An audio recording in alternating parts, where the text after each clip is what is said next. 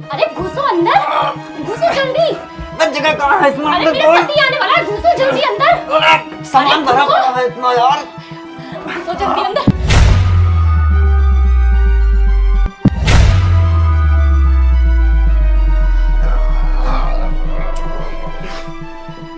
जगह नहीं है इसमें। मैं कहाँ को घुसूं अंदर को?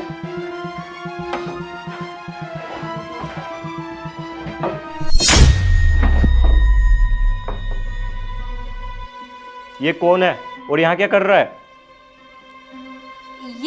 ये कांता के जानने वाला है। ये कांता के साथ आया है।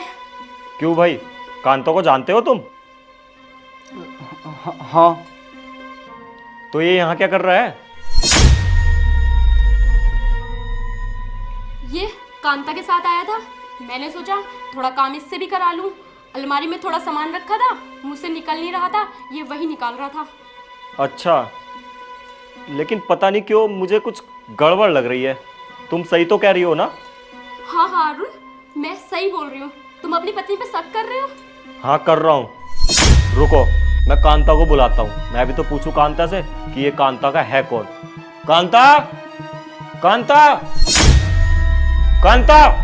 जी साहब। इधर आना। आई। जी साहब।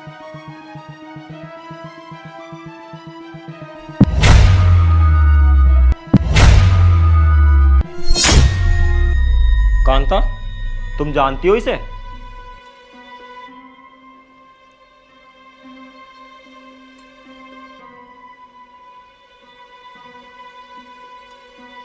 हाँ जानती हूँ मैं इन्हें। कौन है ये तुम्हारा? ये मेरे पति हैं।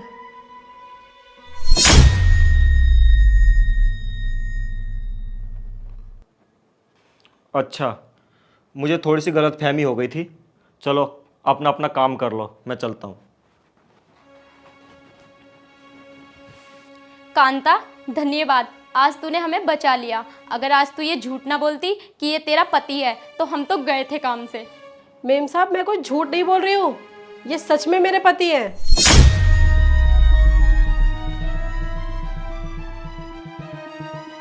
कांता, ये क्या कह रही हो तुम? मैं सच कह रही हूँ, लेकिन मेम साहब ये यहाँ कब आए और कैसे आए और ये आपके बेडरूम में क्या कर रहे हैं? भूपिंदर, क्या ये सच कह रही है?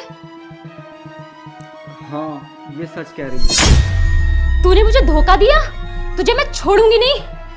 मेम साहब ये क्या कह रही हो? मेरे पति ने तुम्हें धोखा दिया? कैसे?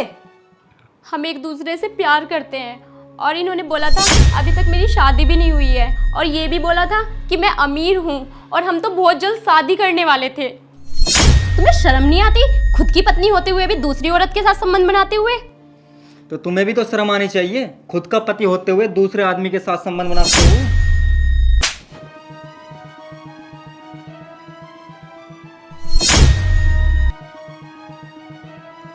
तुम्हें शर्म आनी चाहिए ये सब करते हुए। मैं घर के खर्चों के लिए दूसरों के घरों में जा जाके नौकरानी बन के काम करती हूँ, और एक तुम हो अय्याशी करते फिरते हो। और मेम साहब ये क्या कह रहा था कि ये अमीर है? ये तो हर तरीके से गरीब है, पैसों से भी और दिल से भी। जो आदमी अपनी पत्नी के पैसों पे जीता हो, उससे दूसरों के घरों में काम कराता हो और खुद अय्याशी करता हो, वो अच्छा और अमीर कैसे हो सकता है? और मेम साहब कम से कम आपको तो शर्म आनी चाहिए ये सब करते हुए, दूसरों का घर उजाड़ते हुए। कांता तुम चुप करो, अब तुम मुझे समझाओगी?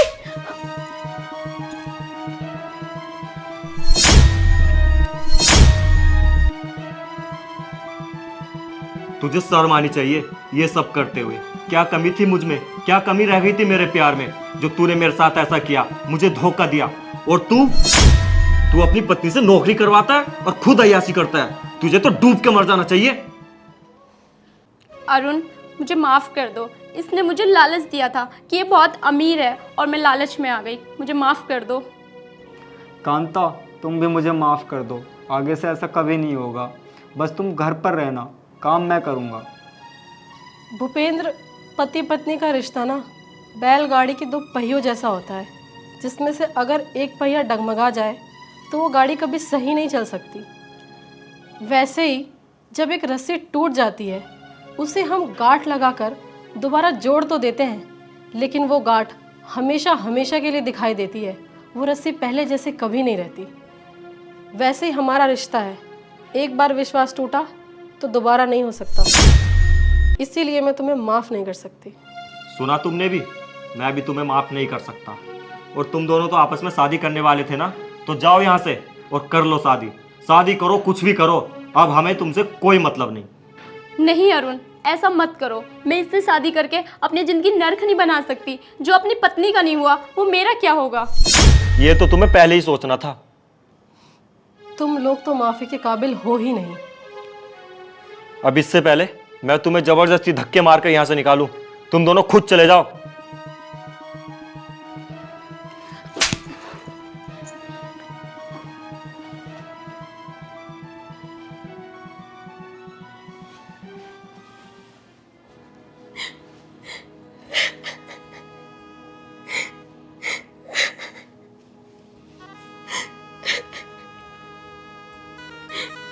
कांता, तुम रो मत।